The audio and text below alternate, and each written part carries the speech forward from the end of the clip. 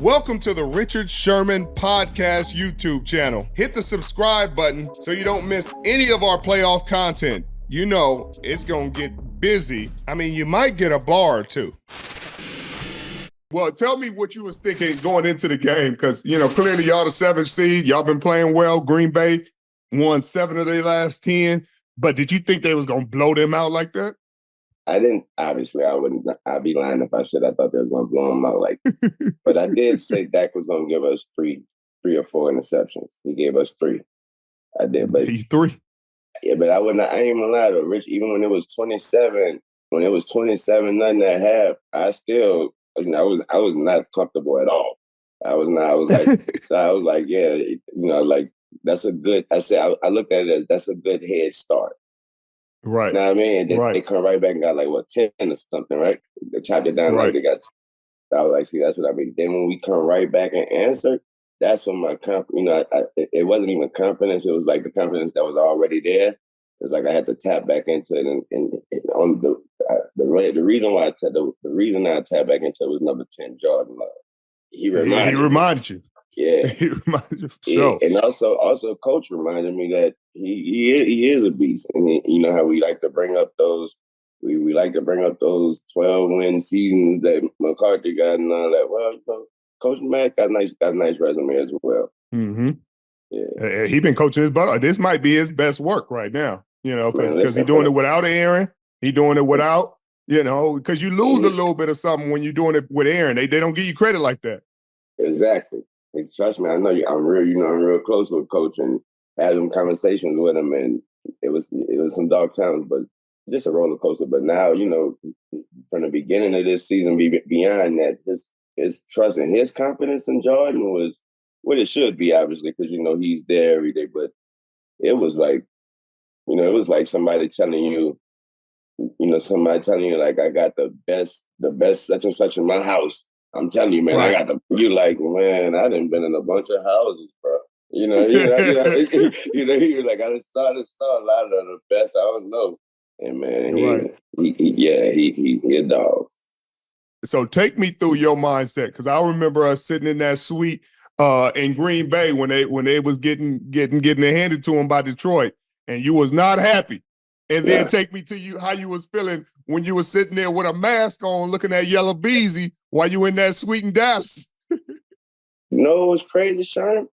I was there like, I thought that was, how on the road those Dallas fans travel when it's really just people that live in that place that's all of a sudden a Dallas fan that day. Right, how it goes. Bandwagon. But, so I was expecting to be, that's kind of the reason why I had the mask on. I ain't feel like, I ain't feel like fussing with nobody and all. But man, Rich, it was like it felt like going, I've been to a lot of Chargers games out here in LA. And you go to a Charger game, I don't care how Justin Herbert, I don't care how he's slinging it. It's the crowd about to be 80% whoever they playing. They could be playing the Panthers this season. For real, bro. That's how bad. This season. Yeah, this season, man. Yes. Bro, but so when I heard Go Pack Go. I was like, am I tripping? And then it got a little louder. So, I heard, then, you hear the Dallas crowd try to come in with the boos. But once it became 27-0, man, halftime felt like I was at Lambeau. No more, no less. No more, no less. It felt, and then the way Jerry got it, by the way, Jerry's world is amazing. The way he got the suites that I was in set up, I've never been in a suite like that with where I was amongst the crowd. I felt like I was still amongst the crowd, and it was so close to the sideline, you could almost yell at one of them boys like, "Yo!" I was like, Jerry got this place too cold. But so when what I was surprised to see, that was one thing I was surprised to see, that it was trumped with that they even let all those Green Bay fans in there, and also I was surprised to see that they left, bro. Oh yeah. They was out of there like fourth quarter. I was waving by, y'all drive safe now. Y'all drive safe now. I say it's cold out there now. Oh, bundle up now. It's cold. Did you forget your jacket on your chair? Did you forget your jacket? Go get your gloves in your chair. Go get please. Come on now. No, you Come wasn't on. telling him to get the What? jacket off the What, chair. man? You better go. What? Tell me how you feeling about Jordan Love, because I remember I was a little nervous. I didn't believe Jordan Love was going to be the answer. I told you, I remember chopping it up with you. I didn't think he was going to be like this. Yeah. He wasn't playing that well that day in Detroit. I was like, he going, you know what I mean? You didn't had Brett Favre. You didn't had Aaron. Now, y'all got to take a break somewhere. Yeah, and it don't look like it now. That's exactly what you told me. And you said, you told me because you knew I was upset. So you broke it down to me like that. You actually did say that. You said, man, it's very rare that a franchise go from, the number one position like that and just keep hitting like that. Now you told me that. You was like, like just keep hitting like, but man, what I like the most about him is his poise.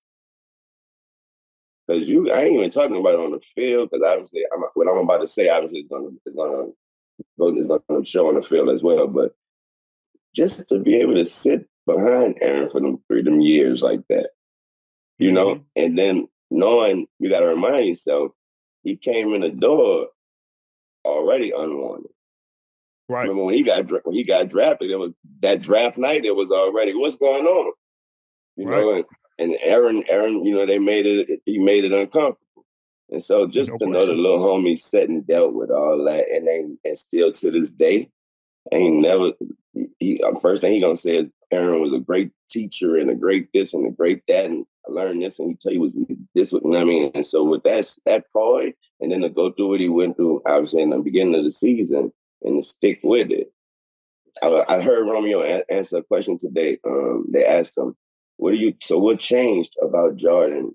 Romeo Dobbs, the receiver for the Packers. They asked him, what changed about Jordan Love from the beginning of the season up until now? Like, what was the big? He was like, nothing. He was like, totally like nothing. He was like, he's been the same person now before. He was like, not the beginning of the season. He was like, since the day I walked through the door. He was like, he's been the same person on and off the field. He was like, it's just that we all were clicking now. Then he asked Romeo, who's the best receiver in that receiving room? And he was like, I come through and I come through. Hicks come through and he come through. Why? He was like, so we are the best receiving core. Yeah. Hey, that boy handled them questions because Skip be trying to set you up. Skip be trying to set him up. I saw that he maintained that same. I'm talking about Romeo. He maintained that same composure on Keyshawn questions because he was trying to soften the question to get more out of him. Yeah, and he was trying to get him on the Aaron Rodgers question, Aaron, hear my Aaron. I said, y'all boys sad. But what I noticed, bro, I said, what he reminded me of was Jordan. I was like, that poise again. That poise again. I was like, that seemed like that's something that I don't know. That got to be in you regardless. But I'm wondering if that's a trait, that a mantra, or something that they're taking on in that locker room. Well, it seemed like, especially for young dudes. I was going to say, young dudes, you got to humble yourself. You have to. Right. You have to. But, I mean, usually young dudes is the ones to make a mistake in that situation. They usually the ones to stutter or accidentally say something and be like, man, my bad, I didn't mean that like that. Like, exactly. He handled that. But you got to also remind ourselves that Matt Young, Coach Young. So they all they remind me of, I had my first child when I was like 14. They remind me we grew up together. You know what I mean? They growing up together, man. Hey, as it should. And them boys look grown in Dallas. They look grown as hell in Dallas. What? Man, we already we ain't satisfied. But man, we like one rice away from being full, man. We good. We good. We good. We good. We so good, man. Jordan fed us. Chef Jordan got us good right now, man. You say your cup almost runneth over, huh? Almost runneth over, man.